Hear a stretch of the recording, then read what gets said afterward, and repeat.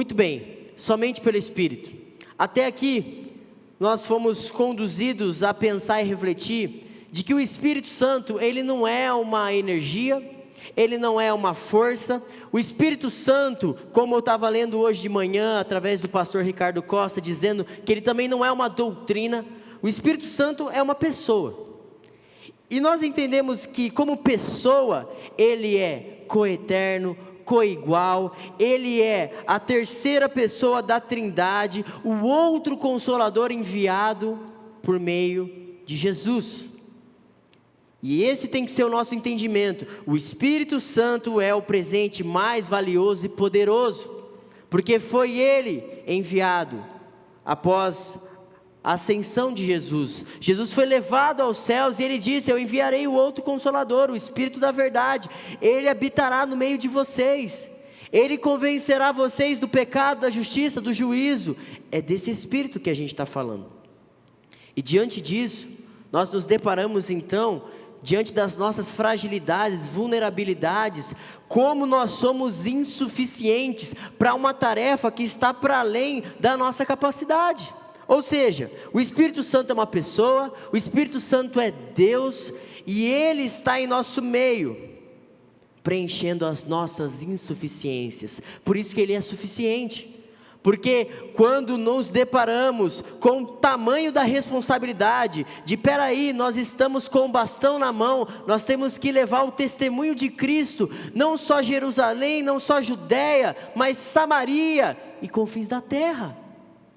É maior do que a gente poderia imaginar, é maior do que a nossa capacidade, mas pelo Espírito Santo, a gente tem frescor, vigor, fôlego, vida, para cumprir a missão, que somente pelo Espírito, nós somos capacitados a cumprir.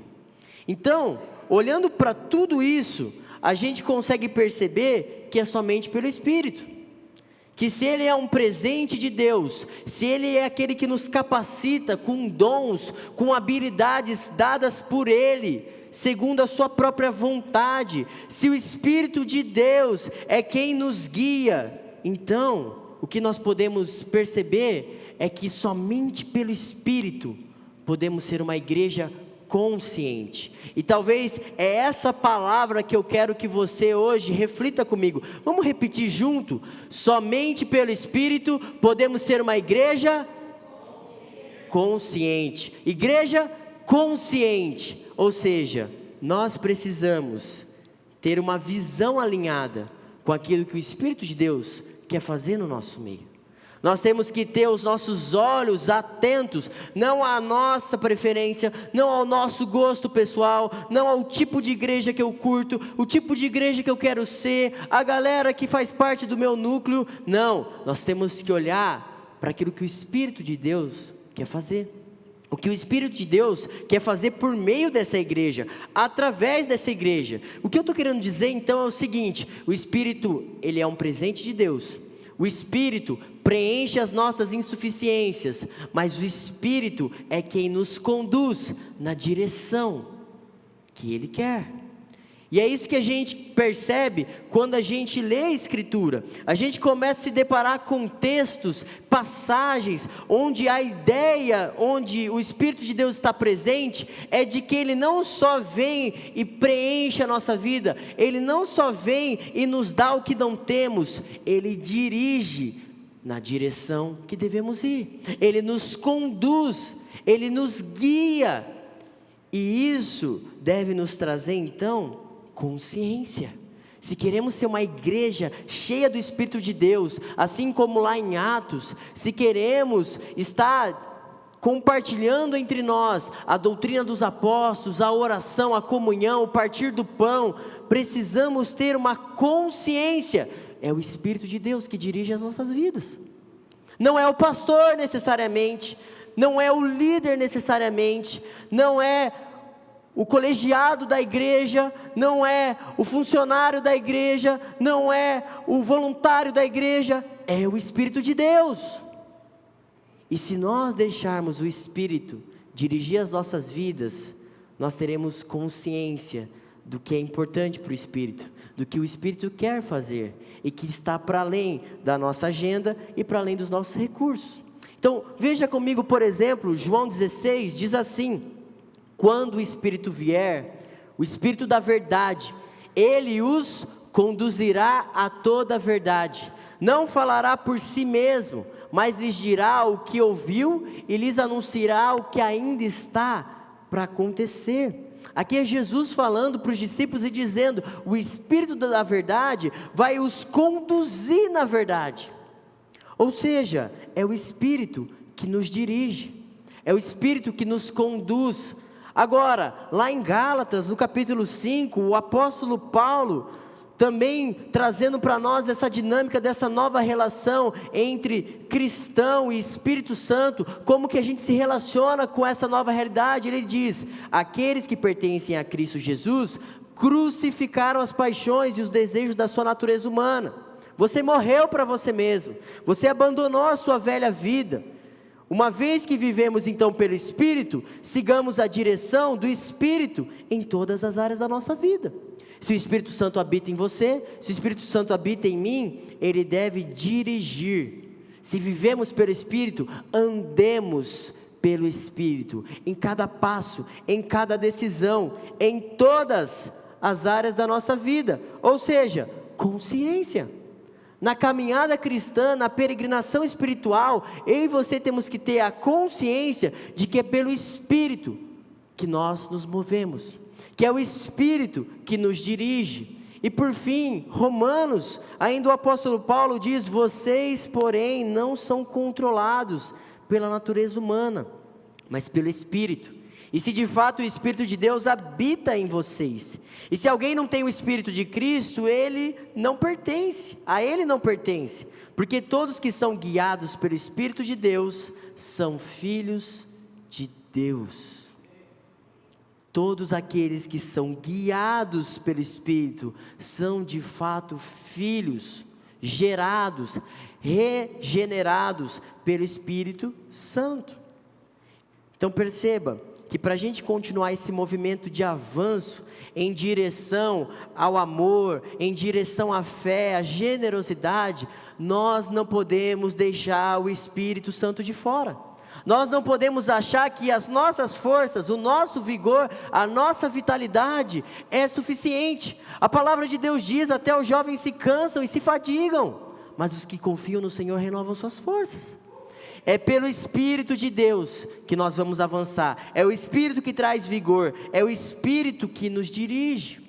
Então, pensando nisso, eu quero convidar você nessa noite a enxergar esse texto agora de Atos 3, com todo esse panorama e com toda essa visão de que é o Espírito que está dirigindo, é o Espírito que está conduzindo, o Espírito impede que eles vão para determinado lugar, o Espírito confirma determinada localização. Não é a estratégia, não é o marketing, não é a mídia social, mas é o Espírito que toma as decisões, que dirige, que conduz. E nisso nós precisamos aprender a ter então dependência. Dependência de que não é a nossa força, não é o nosso tempo, não são os nossos recursos, não tem a ver com a nossa estratégia, não tem a ver necessariamente com o nosso planejamento, não diz respeito às nossas capacidades, mas se temos o Espírito de Deus em nosso meio, nós temos tudo o que precisamos para seguir com consciência a direção que Deus tem para as nossas vidas. Pensando nisso, uma igreja consciente, ela está atenta às oportunidades à sua volta. Essa é a primeira verdade que, ao ler o texto, nós poderemos perceber. E por consciência, a gente deve talvez traduzir essa palavra por visão. Ou seja, uma igreja consciente é uma igreja que enxerga da perspectiva e da ótica que o Espírito também enxerga. É uma igreja que está atenta às oportunidades e percebe à sua volta as necessidades. E note que não necessariamente essa é a visão que as pessoas têm lá fora. É muito provável que em muitos temas e em muitas verdades, as pessoas lá de fora, as pessoas do mundo, elas enxergam determinadas realidades de uma perspectiva meramente humana, limitada pelo tempo, limitada pelo momento. Note, se a gente fosse falar, por exemplo, de casamento, As pessoas não necessariamente enxergam um casamento da perspectiva que o Espírito Santo de Deus enxerga. Muitos já disseram para mim assim: ok, João, você é casado? Você vive numa prisão, numa masmorra? Como assim, João? Você tem 27 anos e você já casou, você não aproveitou a sua vida? Peraí, João, que história é essa de você ser tão novo, tão bonito, alguns dizem para mim, e já casou? Que negócio é esse? Por quê? Porque as pessoas têm uma visão de casamento como uma prisão, uma masmorra. É onde você vai amarrar a sua jumenta. Casamento é uma tristeza para muitos. Casamento limita. E na perspectiva de quem tem o Espírito de Deus, casamento é bênção. Feliz é o homem que encontra uma mulher. Feliz é o homem que encontra uma família. Bem-aventurado. Ou seja, nós olhamos para casamento de uma perspectiva de liberdade. Casamento concede privilégios, casamento é bênção, casamento não é fruto de uma restrição, mas ele concede de fato verdadeira liberdade, entendeu? A visão, a consciência que o Espírito de Deus dá, não é a consciência que as pessoas têm nos diversos temas da vida. Se a gente fosse falar de filhos então, misericórdia, quantos você quer ter? Tá maluco? 3 filhos? No mundo de hoje, está tão difícil para criar um, vai criar 3, que história é essa? Você já pensou que você vai ter que pagar a escola para os seus filhos? Você já pensou que você vai ter que ir plano de saúde para os seus filhos? Você já pensou no gasto que você vai ter? Você já foi ao contador para ver qual é o investimento, até que ele saia da sua casa e volte a dar lucro? A gente olha para filho, de uma perspectiva assim, nossa, que peso, que fardo, não é? Hoje as pessoas encaram assim, encaram filho como um mal necessário. Quanto menos, melhor. Ninguém olha para filho da perspectiva do Salmo 127, que diz, olha, são como flechas na mão do guerreiro. Feliz é o homem que tem uma aljava cheia delas. Ou seja, nós estamos encarando diversos temas e percebendo que não necessariamente a consciência, a visão que o mundo tem, é a visão que o Filho de Deus deve ter. Nesse sentido, as oportunidades à nossa volta são muitas, e o que eu quero que hoje você tenha atenção e foco, é que nós precisamos ser despertados para uma nova consciência, nós precisamos ser despertados para uma nova visão, de que na medida em que caminhamos, e somente pelo Espírito, existem oportunidades, e que nós não podemos desprezar. Então, vamos ler o texto, começando ali no verso 1 de Atos 3, diz assim, certo dia, podia ser um domingo, por exemplo, por volta das 3 da tarde, Pedro e João foram ao templo orar. Ou seja, a nossa história aqui começa com uma breve descrição de uma ação de todo e qualquer judeu. Como um bom religioso, ele se dirigia até o templo e ele ali tinha 3 momentos principais de oração. Eles oravam às 9, eles oravam ao meio-dia e às 3 da tarde. Então Pedro e João, como discípulos de Jesus, eles não necessariamente abandonaram tudo aquilo que o judaísmo prescrevia e tratava. Pelo contrário, na medida em que o Espírito veio, 3.000 se converteram e a igreja teve um boom, eles continuaram em meio ao extraordinário, vivendo as suas vidas ordinárias, o seu dia a dia, orando, jejuando, lendo a palavra, buscando comunhão com Deus. E é isso que está acontecendo aqui. Pedro e João se dirigiram ao templo, e ao se dirigirem ao templo, eles tinham ali uma ação específica, eles iam orar. Note que isso aqui não deveria fazer um uau para nós, tipo assim, uau, eles vão orar. Mas hoje em dia, talvez, falar que você gastou 10, 15 minutos em oração, nossa, mas você tem uma vida disciplinada, hein? Onde você acha tempo? Falar que um cristão orou antes de comer é algo extraordinário, porque geralmente a gente está tão atarefado, está correndo tanto com a vida, que a gente não se dá conta de que o Espírito Santo de Deus está em nós, e que nós devemos buscá-lo por meio das disciplinas espirituais, ou seja, nós devemos orar. Isso tem que fazer parte do nosso dia a dia. Aqui, talvez uma primeira chamada de atenção é essa: uma consciência espiritual nunca está dissociada de uma vida de oração. Não dá para a gente desprezar esse detalhe inicial da narrativa de Lucas, considerando que no caminho, enquanto eles estavam avançando naquilo que Jesus tinha deixado para eles como responsabilidade, eles consideravam que oração era algo importante.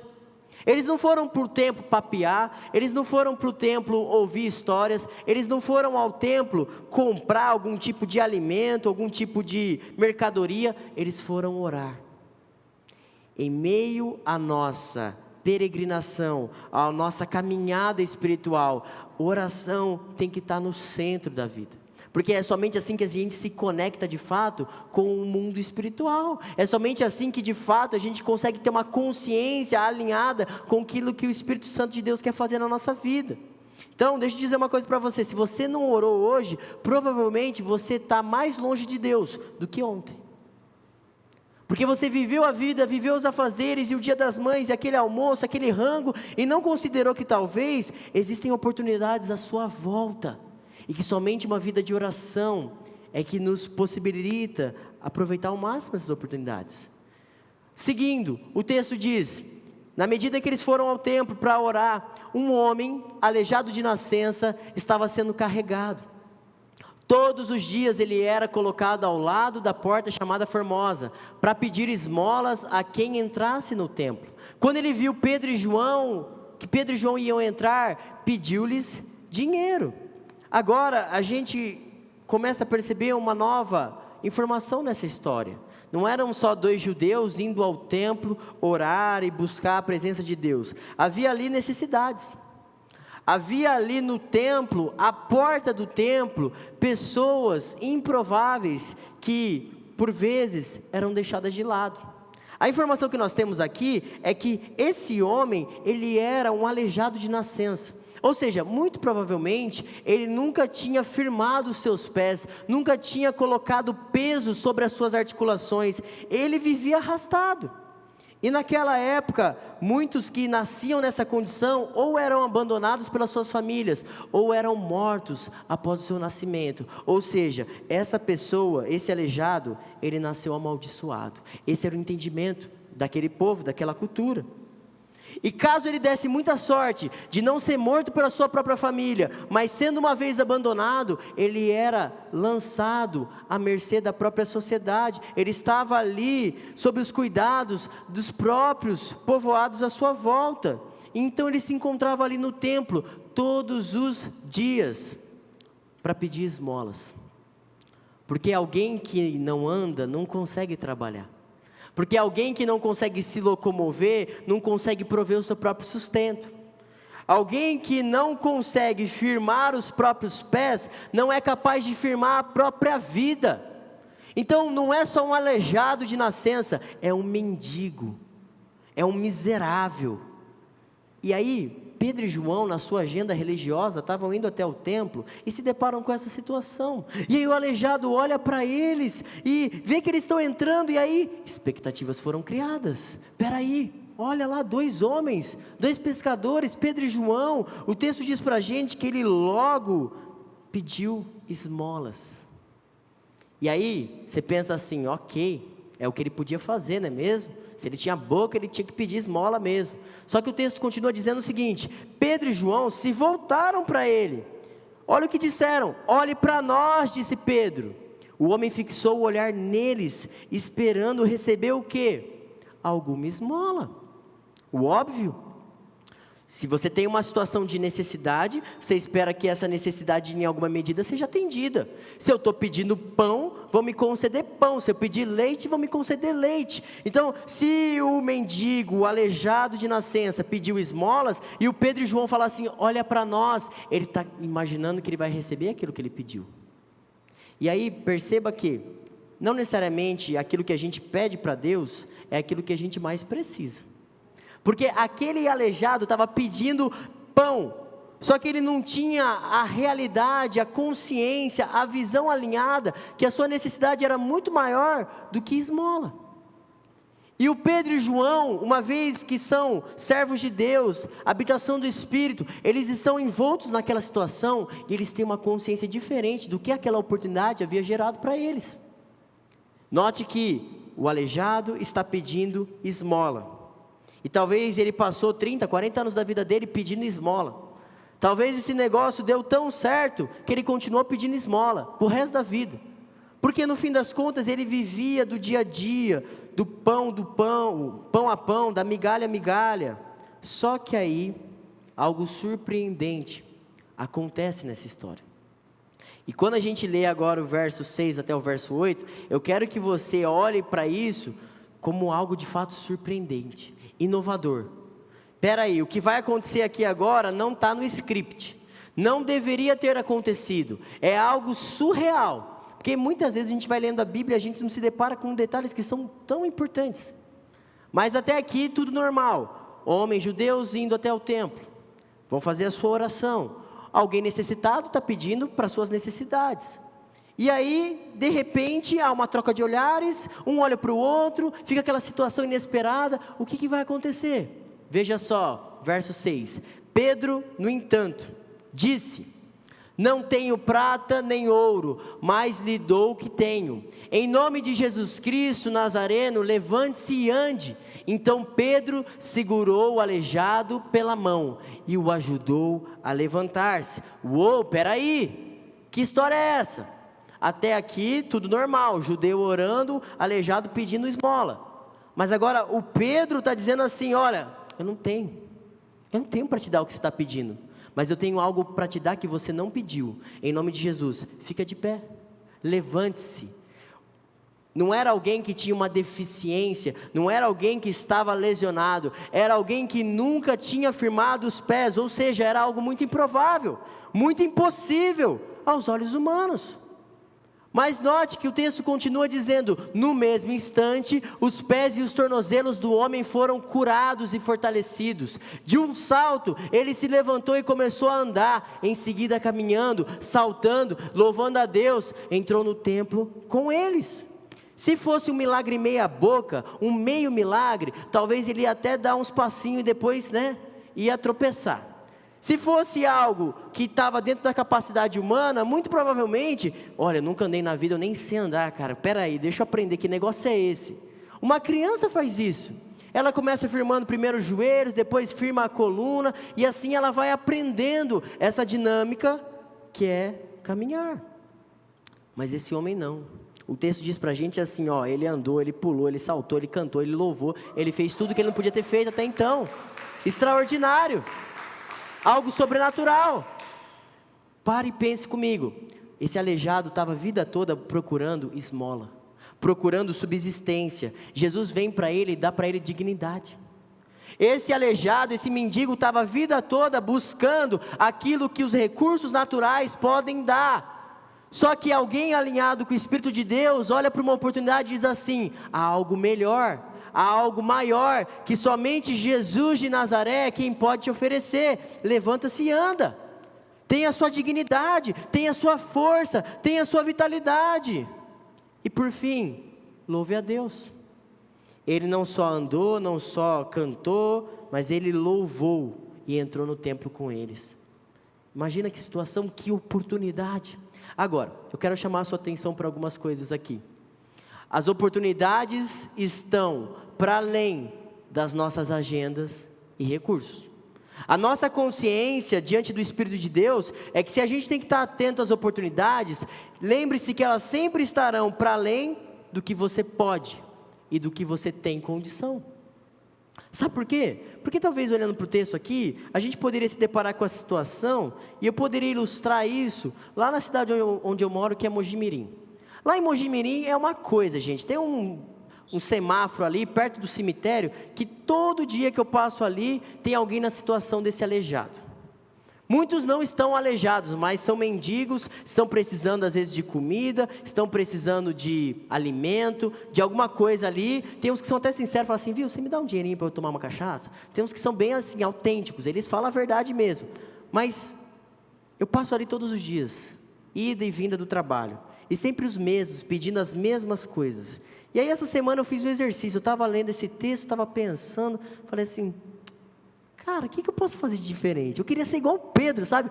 Não tenho ouro, não tenho prata, mas vai.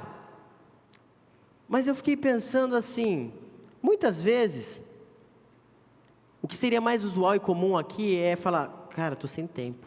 O Pedro e João entrando no templo, a gente veio para orar, já é 3 da tarde, viu, desculpa, eu até poderia ajudar, mas estou sem tempo. Ele ignora o pedido e segue o caminho. Gente, isso é o mais comum. Diante das necessidades, a gente não enxerga a oportunidade, a gente enxerga que a gente está ocupado. Até poderia ajudar, mas estou sem tempo. E a gente não percebe que às vezes a nossa agenda não está alinhada com a agenda de Deus. O que Deus quer fazer não é necessariamente aquilo que você se programou para fazer. E isso é algo para a gente pensar. Som, alô, som, voltou, boa. Não necessariamente aquilo que você se programou é aquilo que Deus quer que você faça. Agora, talvez o Pedro e o João, e eu olhando para a minha situação lá em Mojimirim, eu poderia pensar assim, tudo bem, eu até posso parar um tempinho, o semáforo ali tem 60 segundos, vou dar uma atenção para esse cara. Viu, me desculpa, mas eu não tenho hoje, tá bom? Nem Pix, nem um trocadinho. Me desculpa, mas eu até tenho um tempo na agenda, mas os meus recursos são limitados. E talvez o Pedro e o João poderiam ter feito isso. Porque não foi isso que, de fato, o Pedro falou. Ele falou assim, cara, eu não tenho ouro, eu não tenho prata. Eu sou um pescador, não sou uma pessoa tão afortunada assim. Mas, para e pensa, não foi essa atitude que Pedro teve. Pedro poderia ter se desculpado que a sua agenda, os seus compromissos, o seu tempo não ia coincidir com a necessidade daquele homem. Ou talvez Pedro poderia olhar para suas mãos, para os seus recursos e dizer, cara, mas eu não tenho nada para oferecer, as minhas mãos estão vazias, eu não tenho como te ajudar. Mas o que acontece é que Pedro, tendo consciência de que é o Espírito de Deus que gerou aquela oportunidade, ele faz o impossível, ele atende o pedido. E ele segue o caminho. Para e pensa, se nós pudéssemos, de alguma forma, fazer a diferença no mundo, dando tempo e dando o que temos, você acha que já não seria uma grande diferença? Mas o nosso problema é a nossa indiferença, é que Deus está gerando oportunidades no nosso caminho, na nossa vida, e a gente está tão cego, tão desalinhado, que a gente nem consegue perceber. Não é sobre recursos, não é sobre agenda, é sobre coração. Se nós estivéssemos mais alinhados com Deus, nós olharemos para as oportunidades de uma maneira diferente. Nós olharemos para as oportunidades e pensaríamos assim, o que Deus quer gerar através dessa oportunidade? Ele sabe que eu não tenho, Ele sabe que eu não posso, mas é Deus que está conduzindo esse processo. Se a gente olhasse para cada pessoa que passa na nossa semana e olhasse para ela como pessoa e dignidade que ela tem como imagem de Deus, isso mudaria o mundo. Porque a cada semana, a cada dia, Deus coloca pessoas na sua vida que não estão na minha vida e que só você pode fazer a diferença. Só você pode abraçar essa oportunidade. Então, o meu desafio é que dentro desse ponto, você deva encarar a sua casa, o seu trabalho, os seus afazeres, como uma oportunidade dada por Deus, para fazer aquilo que o Espírito de Deus quer que faça. Não encare o trabalho como, puxa, segundona, como o Tiago diz, né, segunda moída. Não, encare o trabalho como assim, Deus vai gerar aqui oportunidades, para que o nome dele seja conhecido. Não encare a sua casa, os seus filhos, as suas obrigações, da perspectiva de que, cara, estou cansado, estou de saco cheio, não aguento mais, é louça para lavar, é roupa para lavar, é lixo, é limpeza, o cachorro não para de soltar pelo. Jesus quer gerar alguma oportunidade, através daquilo que você tem que fazer na sua casa. Talvez com os seus vizinhos, talvez com o seu próprio coração. Não encare as suas idas e vindas, o trânsito, e às vezes você pega aquele engarrafamento, você pensa, poxa vida, mas eu tenho tanta coisa para fazer, mas começa a perceber as oportunidades, de às vezes naquele único momento, você parar um pouquinho a adrenalina e o dia, e orar, buscar a presença de Deus. Essa semana eu estava tentando imprimir um negócio lá em casa, estava terrível, nossa, estava com pouco tempo, tinha que imprimir algo lá para a escola, e a impressora decidiu emperrar. Eu fiquei ali 20, 30, 40 minutos e nada de imprimir. A Lari estava dormindo e eu olhando para o relógio, pensando tenho que sair e agora, e o cachorrinho precisava fazer as suas necessidades. Aí eu pego o cachorro e vou dar uma volta. Dando uma volta com o cachorro, esperando a impressora funcionar, eu me lembro que eu tenho um Deus. E que o meu Deus, Ele pode fazer a impressora funcionar. E gente, foi exatamente isso que eu pensei, tá? Pensei assim, caramba, Deus podia me ajudar nisso aqui, né? Porque eu estou há 40 minutos ali, preciso imprimir e não estou conseguindo. Está para além dos meus recursos. Mas se a impressora não trava, se a impressora não se limita, talvez eu ia amanhecer ali e no dia a dia, nos afazeres, sem me dar conta. Eu tenho um Deus. E aí, por incrível que pareça, não é tão miraculoso como Pedro, mas de repente a impressora imprimiu. Uau! Extraordinário, não é mesmo? 40 minutos esperando. Eu orei e o negócio aconteceu. Não é igual Pedro, ninguém se levantou, mas a impressora imprimiu. Ela fez o que ela precisava ter feito. Extraordinário, muito bom. Mas, gente, às vezes nas pequenas coisas, Deus pode fazer grande diferença. Se a gente entender que as oportunidades sempre estão para além daquilo que a gente tem, como tempo e como recurso. Deus pode fazer, nós precisamos confiar. Agora, prosseguindo adiante. Uma igreja consciente, ela está comprometida com a proclamação da verdade. O que vai mais chocar a gente aqui nessa noite, não é que um aleijado de nascença ficou de pé e saiu louvando a Deus. Mas o que vai nos chocar nessa noite, é que essa oportunidade e a resposta de Pedro a ela, trouxe salvação, arrependimento e transformação de vida.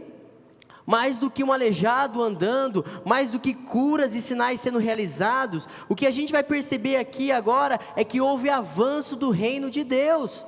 Ou seja, mediante algo ordinário que se transformou em extraordinário, Deus estava movendo algo ainda maior, para além do ouro, para além da prata, para além da cura.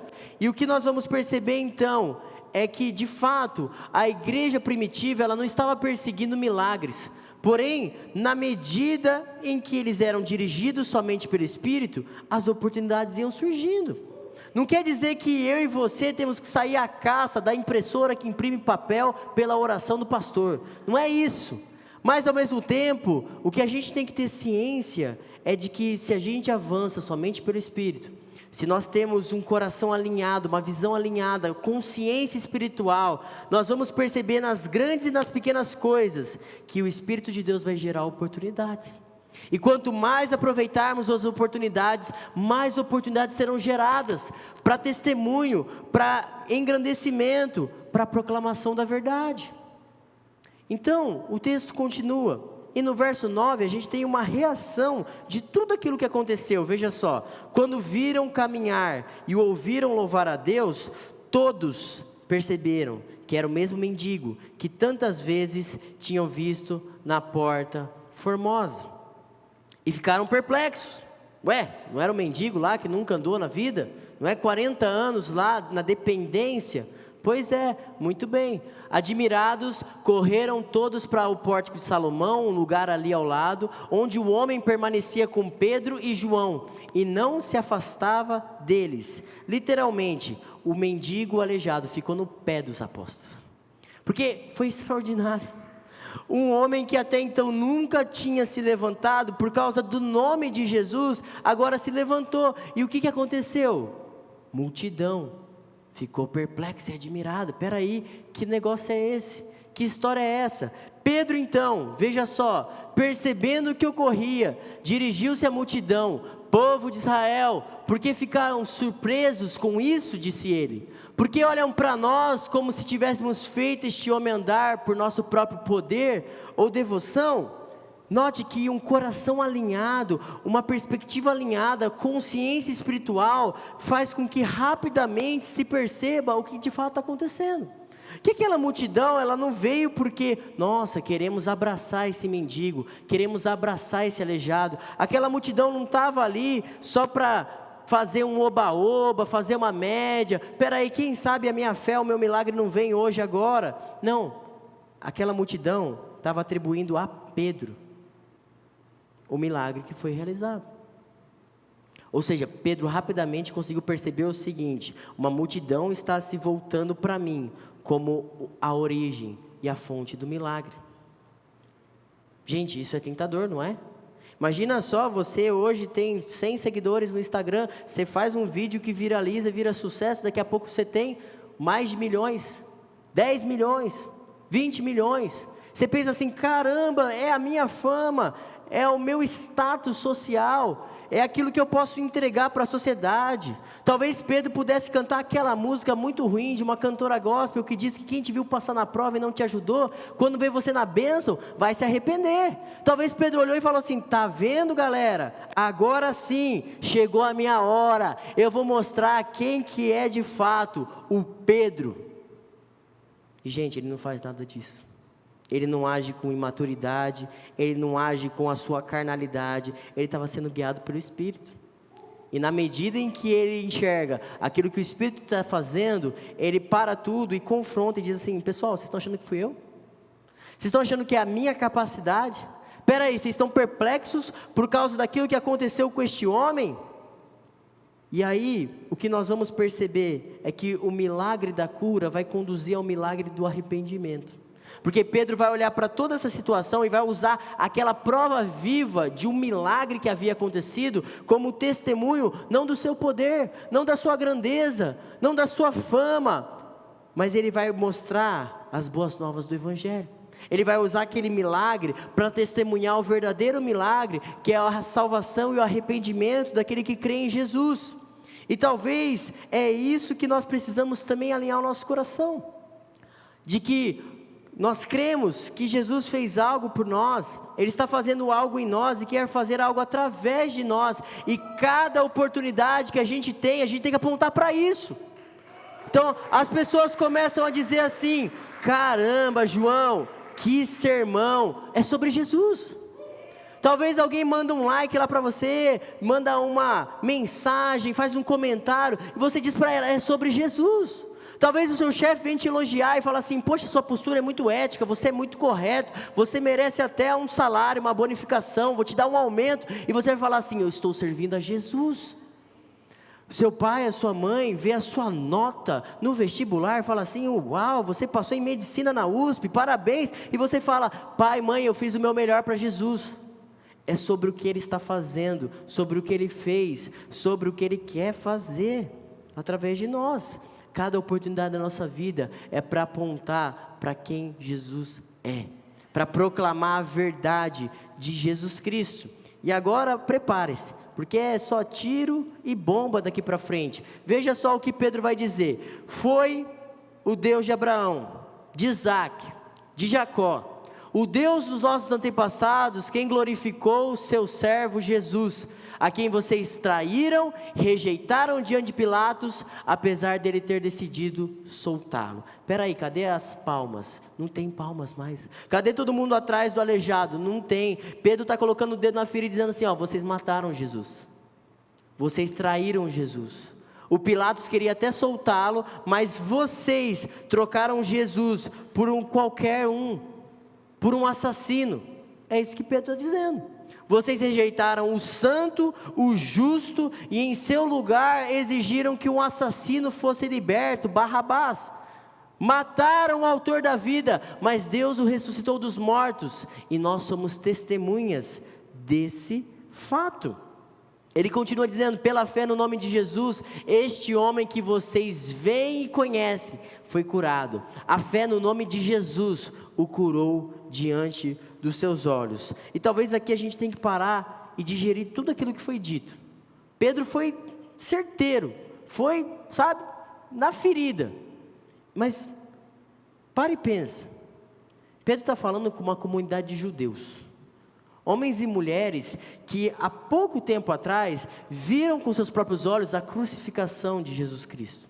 E para aquele contexto, para aquele cenário, muitos achavam assim: olha, Jesus morreu, acabou essa revolta, essa revolução aqui na Judeia, acabou, Jesus está morto.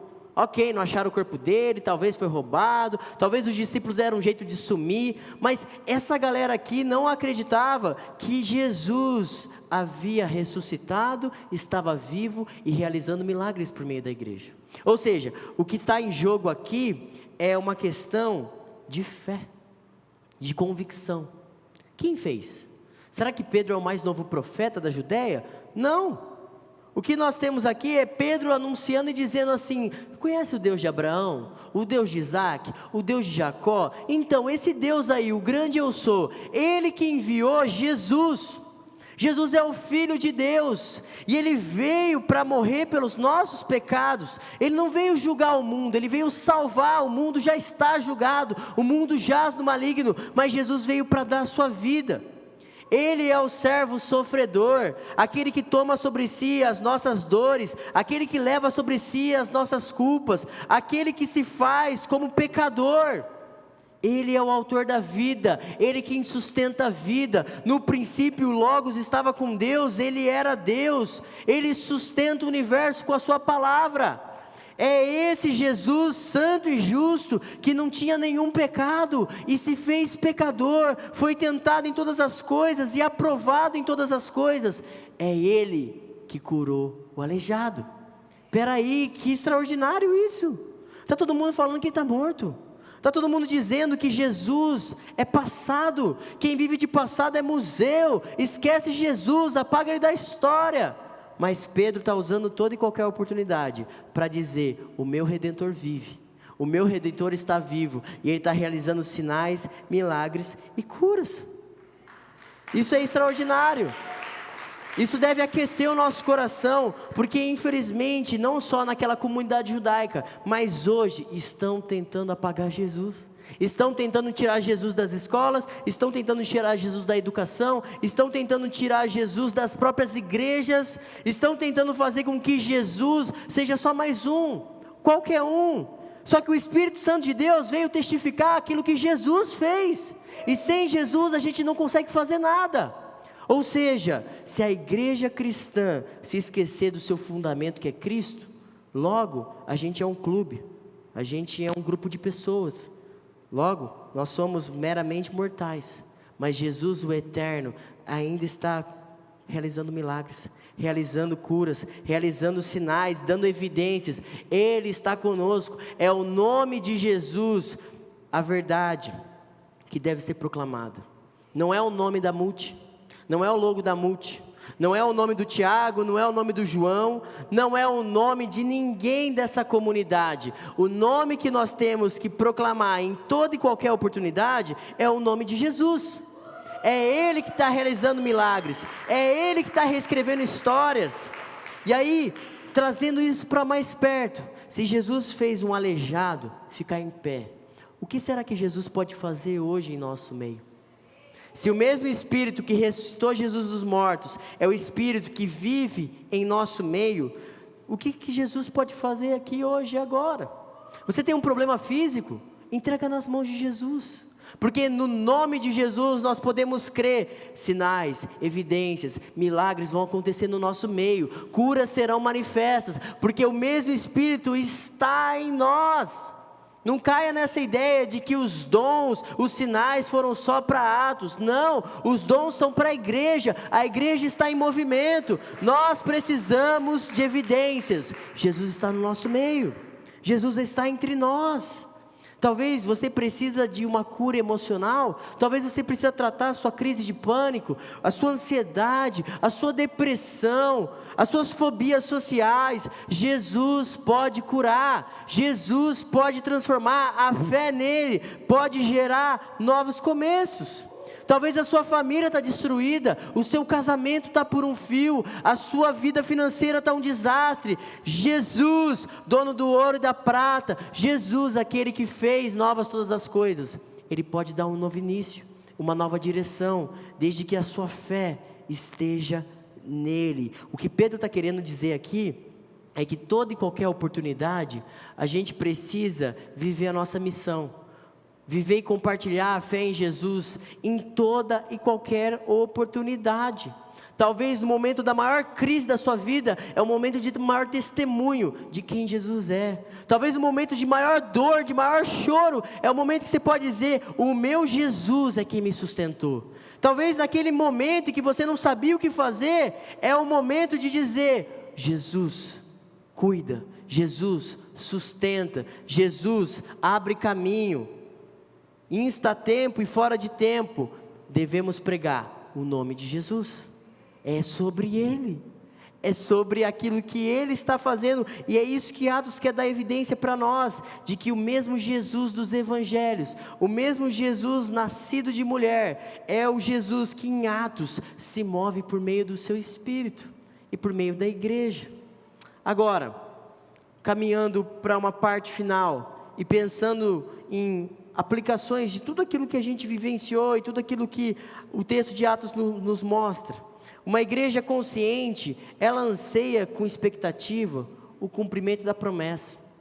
Nós temos que estar atentos às oportunidades, nós temos que de fato olhar para as oportunidades e perceber que o milagre da cura é muito menor do que o milagre do arrependimento, e que toda e qualquer oportunidade deve nos mover a proclamar a nossa missão, viver e compartilhar a fé em Jesus de maneira autêntica, apontar para o nome que está sobre todo nome.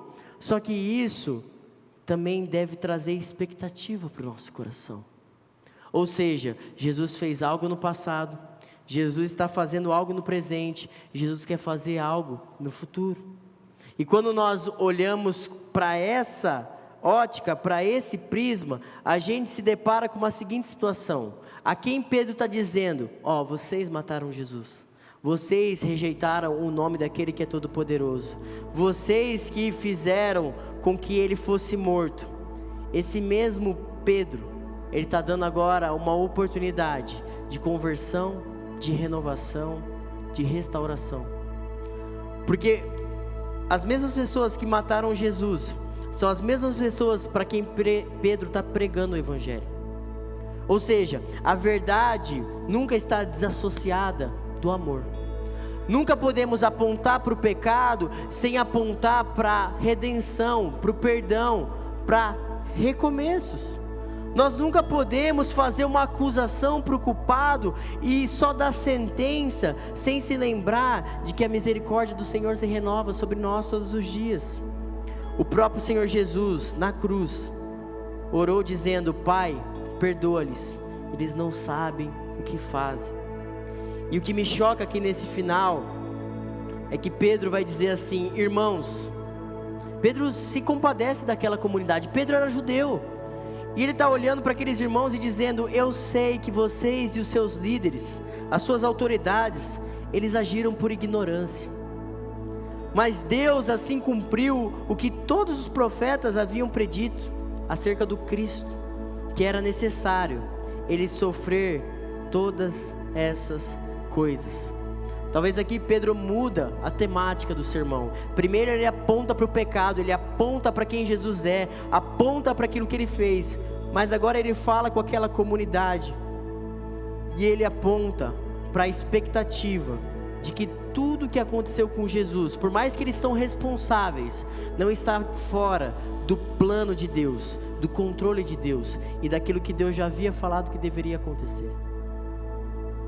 O que eu quero dizer é que nada que acontece na minha vida e na sua vida está fora do plano de Deus. Nada que Deus permite que a gente passe, nenhum sofrimento, nenhuma dor, nenhuma lágrima, nenhuma tristeza, nenhuma decepção, nenhuma frustração, nenhuma vergonha, nenhum mal vem à nossa casa sem que Jesus, Deus Pai e o Espírito Santo estejam no controle. E a gente deve então agora ter uma consciência de expectativa, porque tudo que aconteceu com Jesus foi para que se cumprisse a profecia.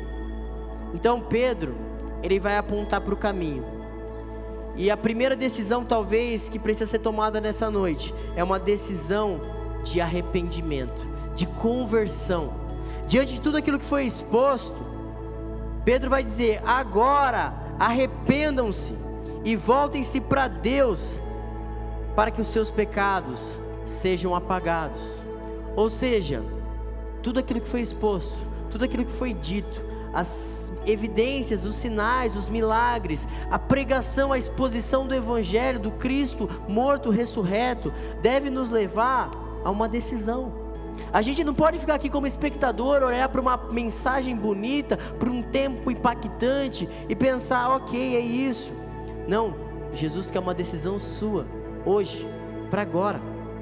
Arrependa-se, volte-se, converta-se, muda de rota starta um novo começo, porque o pecado só gera morte, o pecado só gera tristeza, o pecado só gera frustração, é o pecado que gera separação entre Deus e os homens, e Jesus veio para ser essa ponte que nos liga e nos reconecta novamente com Deus. Jesus entra na história para fazer a diferença. Como um homem perfeito, sem pecado, Ele morre e satisfaz a ira de Deus que estava sobre nós. Então agora você não precisa morrer por causa dos seus pecados, você pode se arrepender, e o sacrifício de Jesus é suficiente para te trazer vida, para te trazer mudança, para te trazer vitória. Tempo de conversão é hoje. A expectativa é de que nessa noite decisões sejam forjadas pelo cumprimento da promessa. Deus nos prometeu um descendente da mulher que pisaria na cabeça da serpente. Isso aconteceu, devemos crer, esse é Jesus. Agora,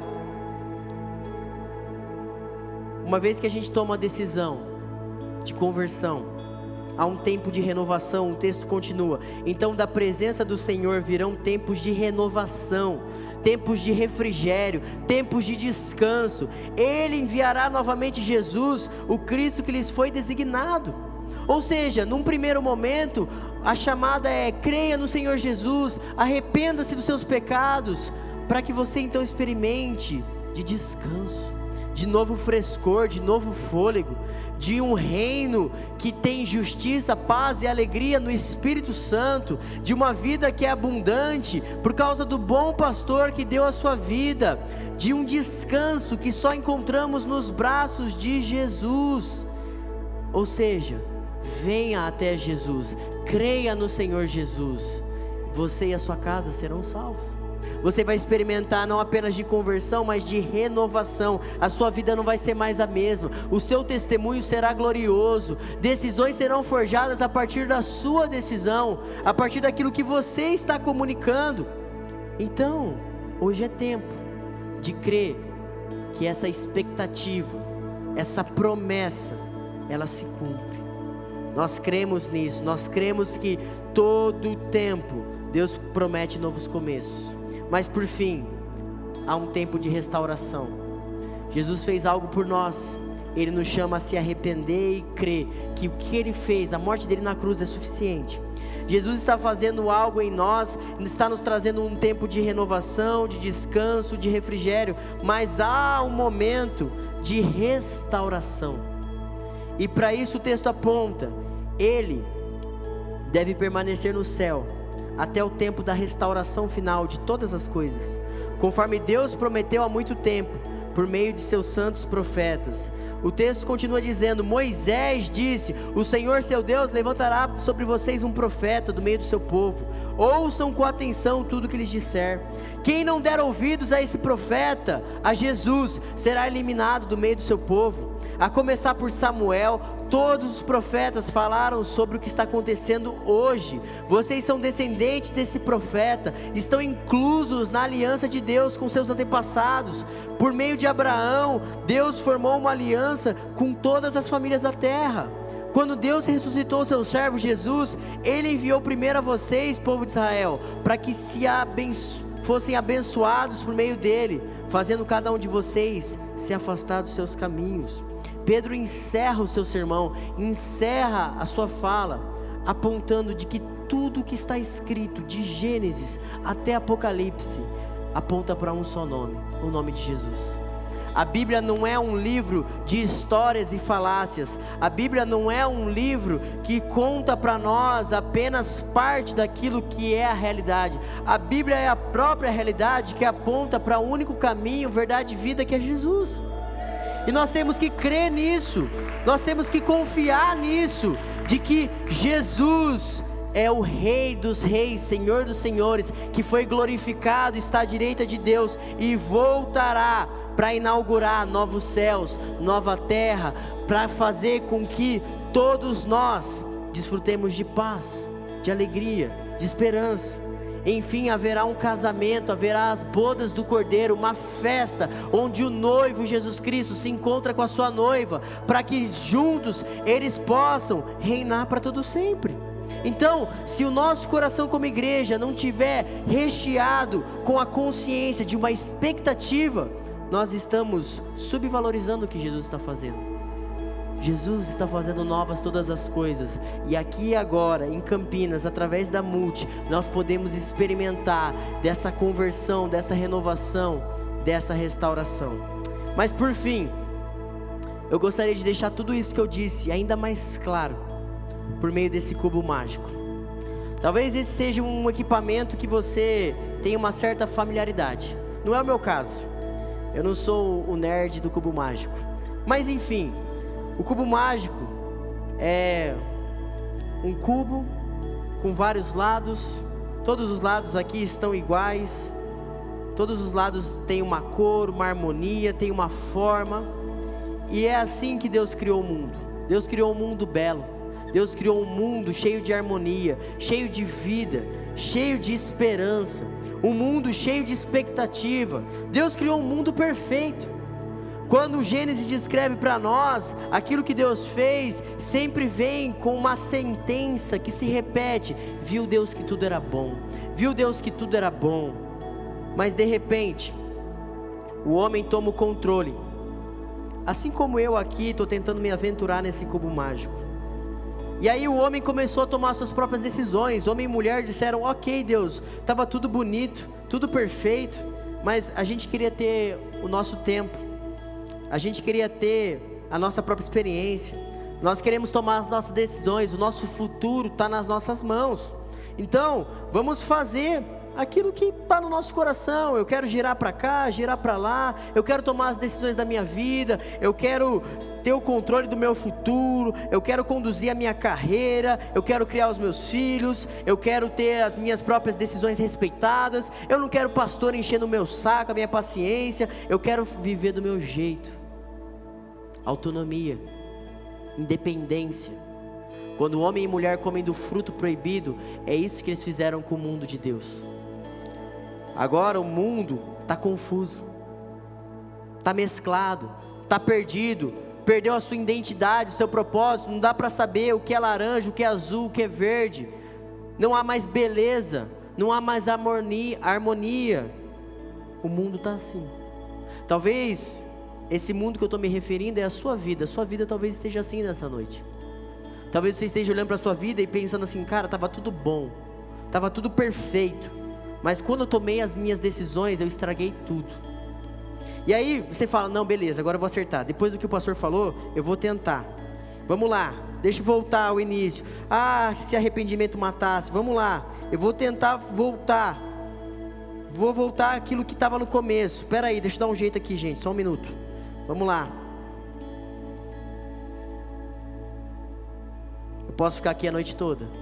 Eu não vou conseguir.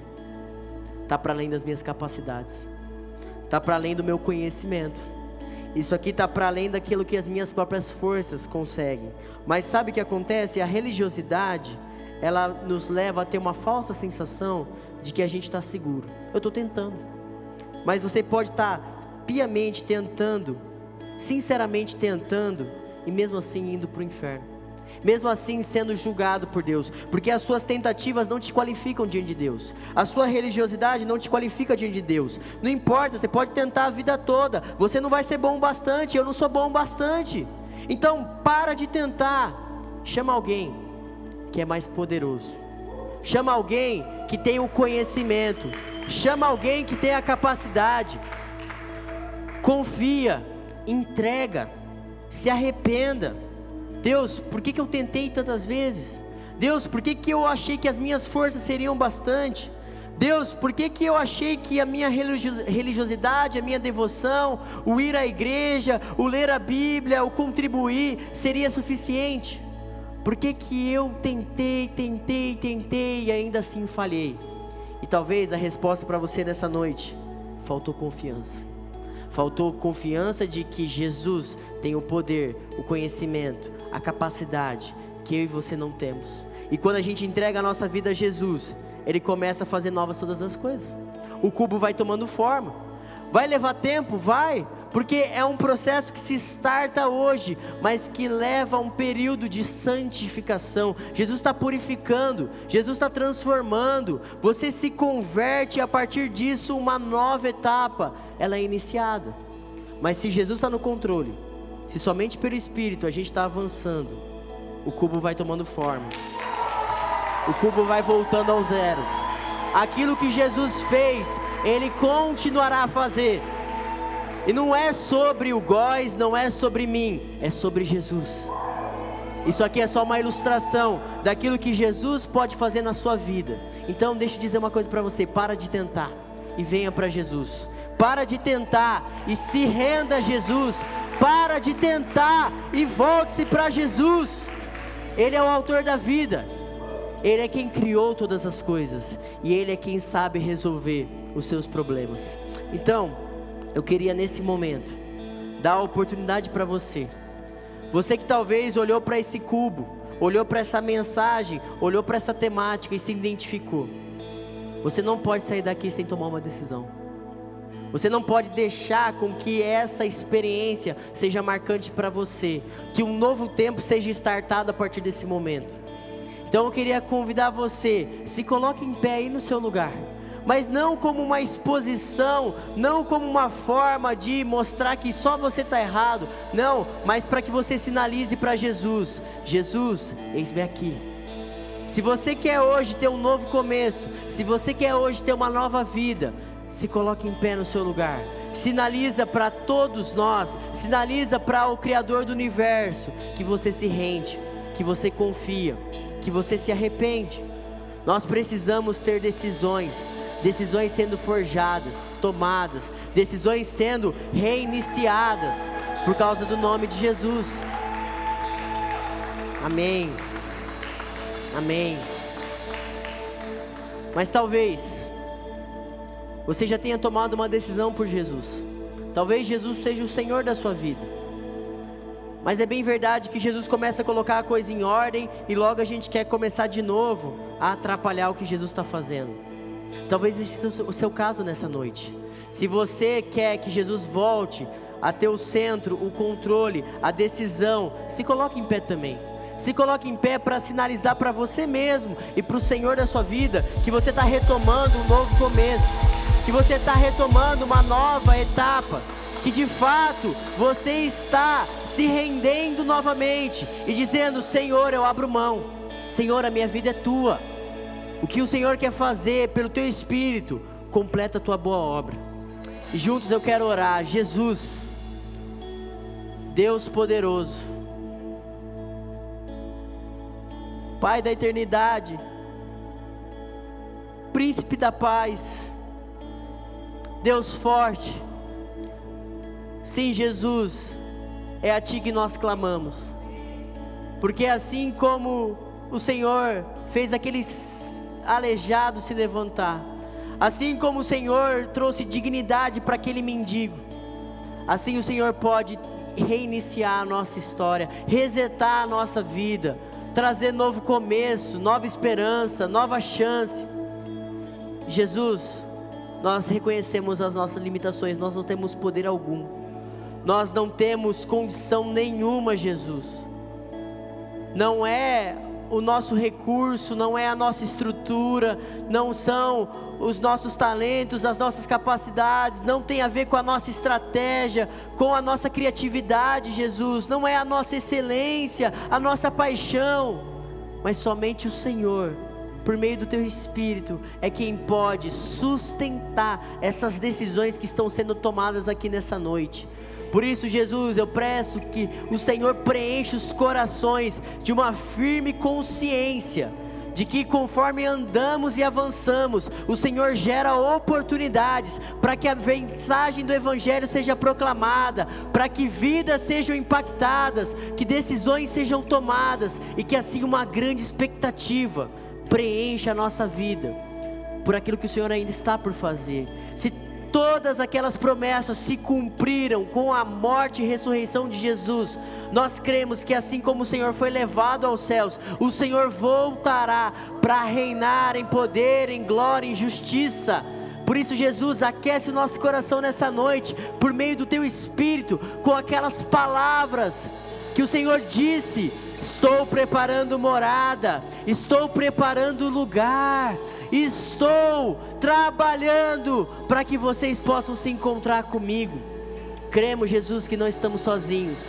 Cremos que aonde estivermos o Senhor está conosco. Por isso, sustenta a vida desses meus irmãos e irmãs que estão sinalizando para o Senhor. Precisam de Ti, precisam de mudança, precisam de recomeço, precisam da ação do Teu Espírito que os santifica na verdade, precisam de arrependimento. Jesus, sustenta, Jesus, transforma, termina a boa obra que o Senhor começou na vida deles. E aqueles que se levantaram por uma primeira vez, aqueles que por uma primeira vez, ainda que mortos dos seus pecados e delitos, mediante a pregação do Evangelho, respondem com fé. Eu peço, Senhor, que esses bebês gerados, recém-nascidos, sejam acolhidos pela nossa comunidade, sejam, Deus, ensinados na doutrina, na palavra da verdade, sejam, Deus, instruídos em toda a sabedoria, para que vão e façam discípulos de todas as nações. Eu oro, Deus, para que o Senhor fortaleça o nosso espírito, a nossa fé, aqueça o nosso coração, de que o Senhor está fazendo algo extraordinário, por meio dessa igreja local, nessa cidade de Campinas, e para além dos nossos caminhos, das nossas regiões, para além da nossa cidade, Deus, o Senhor está reinando, e trazendo o Teu reino para perto. Por isso, Deus, nos usa como instrumento. Nos usa, Deus, para que sejamos mãos, para que sejamos pés, para que sejamos voz. Nos usa, Jesus, para que possamos ser aquilo que o Senhor é, a verdade encarnada, a verdade inerrante, a verdade que tem todo o poder. Essa é a nossa oração, Deus, no nome de Jesus. Amém, amém. Vamos juntos ficar de pé, vamos louvar o Senhor.